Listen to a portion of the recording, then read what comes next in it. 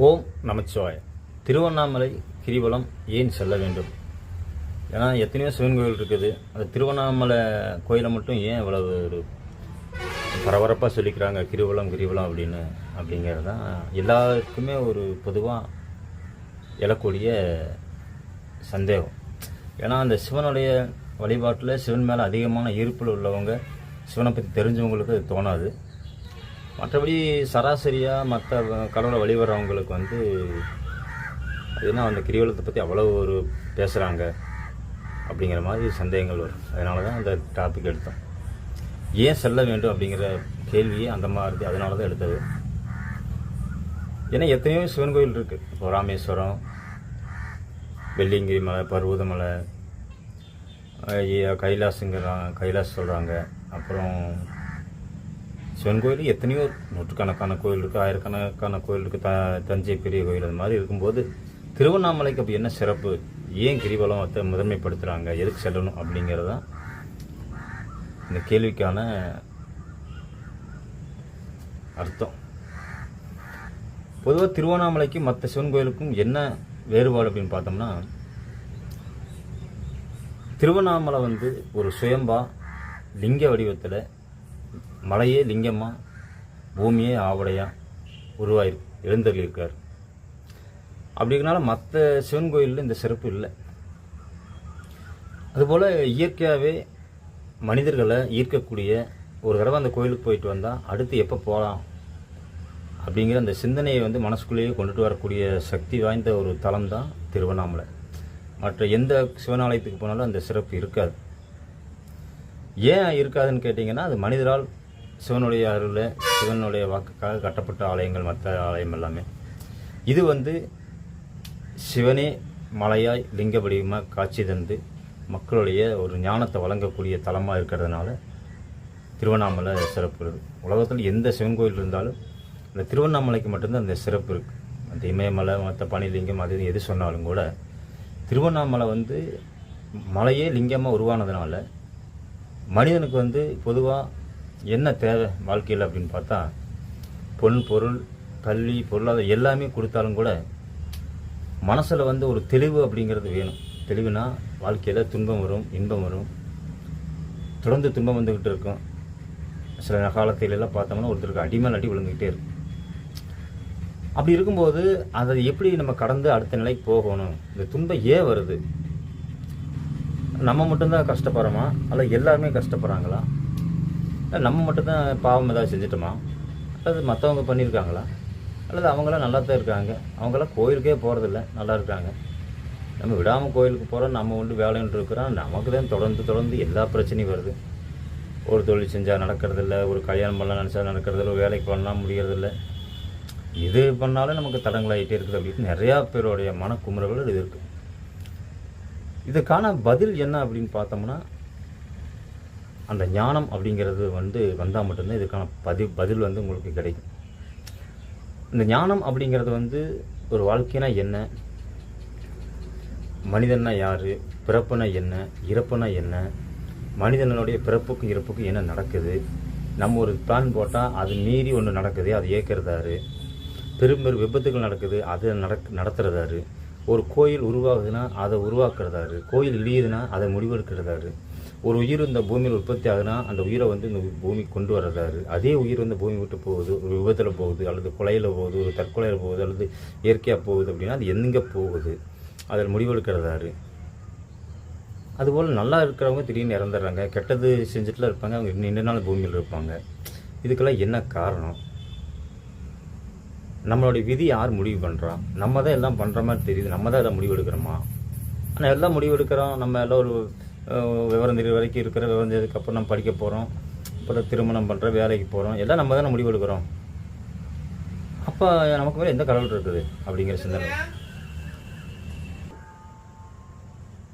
அப்படி எண்ணற்ற கேள்விகள் நமக்கு வரும். அதுக்கான பதில் தான் கிடைக்காது. அந்த பதில்கள் எங்கே கிடைக்கும்னா சிவன்கிட்ட தான் கிடைக்கும். அந்த சிவன் தான் மக்கள் அனைவருக்கும் ஞானத்தை வழங்கக்கூடிய கடவுள். அந்த ஞானமே முழுமையாக எங்கே கிடைக்கும் அப்படின்னா திருவண்ணாமலையில் தான் கிடைக்கும்.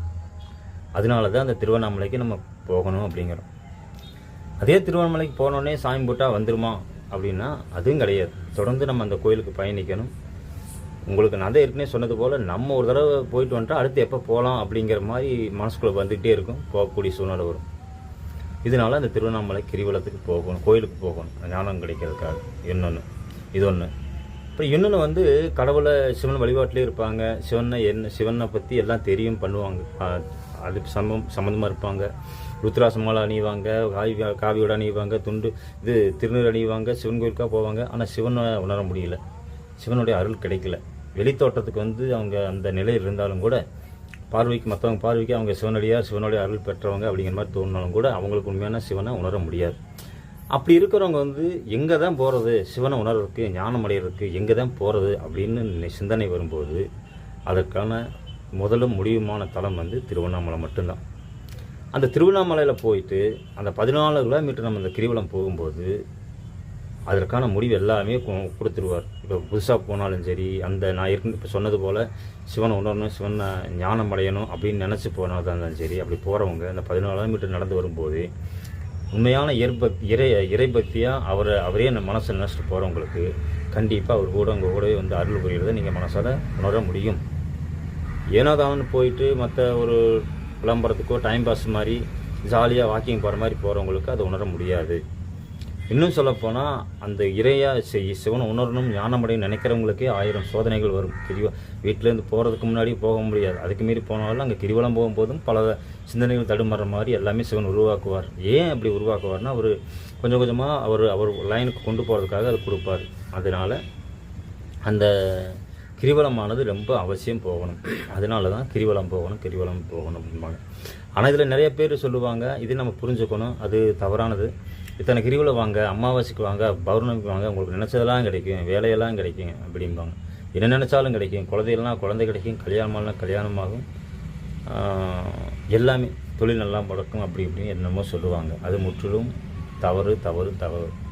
ஏன்னு கேட்டிங்கன்னா இப்போ நிறைய பேர் இப்போ கல்யாணம் ஆகாதவங்க அல்லது குழந்தை இல்லாதவங்க இந்த ஒரு தடவை கிரிவலம் போயிட்டு வந்தவங்க எத்தனை பேர் குழந்தை உடனே கிடச்சிருக்கு. அது சம்மந்தம் இல்லை. தவறான கருத்துக்களை மக்கள்கிட்ட கொண்டு போய் அதனால சிவன் மேலே மக்களுக்கு அதிருப்தி ஆகிற மாதிரி எந்த தவறும் எந்த சிவனடியாரும் சிவன் நினைக்கிறவங்க அவங்களுடைய இதுக்காகவோ அல்லது ஏதோ தவறான கருத்துக்களை தயவு செஞ்சு சொல்லாமல் இருக்கிறது மக்கள் வந்து ஒரு சரியான பாதையில் பயணிக்கிறதுக்கு சரியாக இருக்கும். என்ன உண்மையாக நடக்கும்னா நம்ம அந்த கிரிவலம் போகும்போது 14 கிலோமீட்டர் போக நினைக்கிறவங்க யாராக இருந்தாலும் உங்களுக்கு என்ன பிரச்சனையாக இருந்தாலும் ஒரு திருமண வாழ்க்கை, ஒரு தொழில், கல்வி, அப்புறம் தொழில், வீடு கட்டுற இந்த மாதிரி எதாக இருந்தாலும் சரி, உங்களுக்கு ஒரு தீர்வு கிடைக்கல, சிக்கலாகவே இருக்குது, அதுக்கு என்ன பண்ணுறது அப்படின்னா அதுக்கு திருவண்ணாமலை சிறந்த ஒரு தலம் தான். நீங்கள் 14 கிலோமீட்டர் கிரிவலம் போயிட்டு வரும்போதே உங்களுக்குள்ளேயே அது மனசை கொடுத்துருவார். இதுக்கான ரூட் இதுதான், இதுக்கான ரூட் அதுதான் அப்படின்னு. அதுக்காக போன உடனே போயிட்டு இத்தனை அமாவாசை, இத்தனை பௌர்ணமி வரணும் அப்படிங்கிறதெல்லாம் எந்த இதுவுமே கிடையாது. உங்கள் மனசுக்கு எப்போ தோணுதோ போங்க, கண்டிப்பாக நடக்கும். ஆனால் அதே நீங்கள் எதிர்பார்ப்போட போகக்கூடாது. நான் இந்த திருவண்ணாமலைக்கு போய் இத்தனை கிரிவலம் வந்தேன்னா எனக்கு வேலை கிடைக்கும், குழந்தை கிடைக்கும், தொழில் அமையும், வீடு கட்ட முடியும், கார் வாங்க முடியும், அந்த ஒரு எதிர்பார்ப்போடு போகாதீங்க. தயவு செஞ்சு எதிர்பார்ப்போடு போனீங்கன்னா ஏமாந்து தான் போவீங்க. சிவன்கிட்ட முழுசாக அன்பாக போங்க. ஏன்னா என்ன மாதிரி போகணும்னா உங்களுக்கு 1000 பிரச்சனைகள் இருக்கட்டும், உங்களை இந்த பூமி கொண்டு வந்ததே அவர் தான், உங்களை நான் வழி நடத்துறது அவர் தான். நாளைக்கு உங்களை எந்த நிலையில் வைக்கணும்னு அவருக்கு மட்டும்தான் தெரியும், மற்ற யாருக்கும் தெரியாது. பக்கத்து வீட்டுக்காருக்கு தெரியாது, எதிர்த்த வீட்டுக்காருக்கு தெரியாது, அடுத்த வீட்டுக்காருக்கு தெரியாது, யாருக்குமே தெரியாது நீங்கள் நாளைக்கு என்ன நிலைமையாக இருப்பீங்க, என்னவாக இருப்பீங்க. அது சிவனுக்கு தெரியும். நீங்கள் என்ன நினைக்கணுமோ எத்தனையோ ஆலயத்துக்கு போயிருக்கிறோம். சரி, அந்த ஆலயம் ஒரு பூமியில் ஒரு மலையே வந்து லிங்கமாக உருவாயிருக்காரு, சரி அங்கே போய் தரிசனம் பண்ணுவோம், அங்கே தான் என்ன நடக்குன்னு பார்ப்போம் அப்படின்னு நீங்கள் எந்த எதிர்பார்ப்பும் இல்லாமல் 14 கிலோமீட்டர் போங்க. சந்தோஷமாக சிவனை நினச்சிட்டு, சிவனே எத்தனையோ கஷ்டத்தை கடந்து வந்துட்டேன், இதுக்கு மேலே எனக்கு உங்களுக்கு தெரியாது, நான் சொல்லித்தான் உங்களுக்கு தெரியணும் இல்லை, இருந்தாலும் ரொம்ப எனக்கு இல்லைனாலும் என்னால் அன்றாட உங்களை நினைக்கிறதுக்கு, உங்களுக்கு ஏதாவது உங்களுடைய ஆலயத்துக்கு வர்றதுக்கு என்னால் அதுக்கு தடங்கள் இல்லாமல் எதாவது பண்ணி கொடுங்க. இந்த பூமியில் எனக்கு ரொம்ப எதுவும் வேண்டாம், நான் எந்த நிம்மதி இழக்காமல் இருக்கிறதுக்கு உங்களை எப்பவும் நினைக்கிறதுக்கு அருள் புரியுங்க அப்படின்னு சொல்லி வேண்டினாலே போதும். அப்படி வேண்டிட்டு 14 கிலோமீட்டர் வந்தீங்கன்னாலே உங்களுக்கு என்ன தீர்வு பிரச்சனையாக இருந்தாலும் சிவன் வந்து அடுத்தடுத்த இதுகளில் உங்களுக்கு கண்டிப்பாக தீர்த்து வைப்பார். அதை விட்டுட்டு எனக்கு அது வேணும் இது வேணும் அந்த திங்கிங்கில் போனீங்கன்னா நீங்கள் தேவையில்லாமல் சிவன் மேலே ஒரு தவறான சிந்தனை உங்களுக்கு வந்துடும். அதனால் எந்த எதிர்பார்ப்பும் வைக்காதீங்க. முழுசாக சிவனை நினைங்க, சிவனை உணர நினைங்க, சிவன் அடைய நினைக்கிங்க.